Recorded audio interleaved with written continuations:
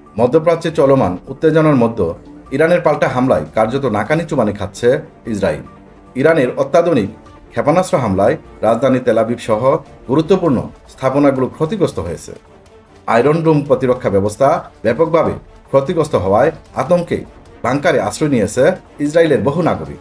তেহরানের বিরুদ্ধে মার্কিন সহায়তায় সামরিক অভিযান চালিয়েও ইরানকে থামাতে পারছে না প্রধানমন্ত্রী নেতানিয়াহু। বরং সূত্র বলছে, নেতানিয়াহু সম্প্রতি ইরানের সর্বোচ্চ নেতা আয়াতুল্লাহ আলী খামেনির কাছে যুদ্ধবিরতির প্রস্তাব পাঠিয়েছেন। তবে খামেনি সেই প্রস্তাব সরাসরি নাকচ করে দিয়েছেন এবং ইসরায়েলকে কঠোর হুঁশিয়ারি দিয়েছেন। এই পরিস্থিতির মধ্যে রাশিয়ার প্রেসিডেন্ট ভ্লাদিমির পুতিন প্রকাশ্য ইরানের প্রতি সমর্থন ঘোষণা করেছেন।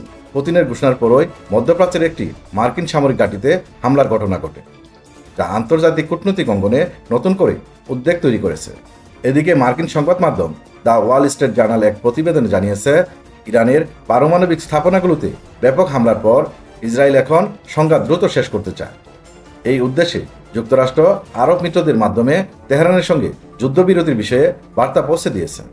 আরব ও ইসরায়েলি কর্মকর্তাদের বরাতে জানা গেছে, ইসরায়েল অপারেশন রাইজিং লায়ন নামের সামরিক অভিযান চালিয়ে ইরানকে পারমাণবিক ও ব্যালিস্টিক ক্ষেপণাস্ত্র হুমকি থেকে মুক্ত করতে যাচ্ছে।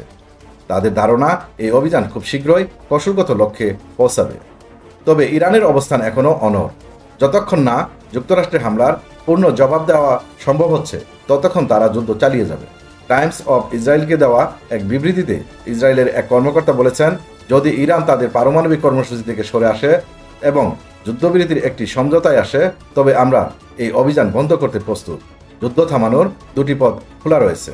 একটি হলো, ইসরায়েল ঘোষণা করবে যে তারা তাদের লক্ষ্য পূরণ করেছে এবং ইরান হামলা বন্ধ করেছে, অথবা উভয় পক্ষ একটি আনুষ্ঠানিক যুদ্ধবিরতিতে সম্মত হবে, যার ঘোষণা দেবে যুক্তরাষ্ট্র।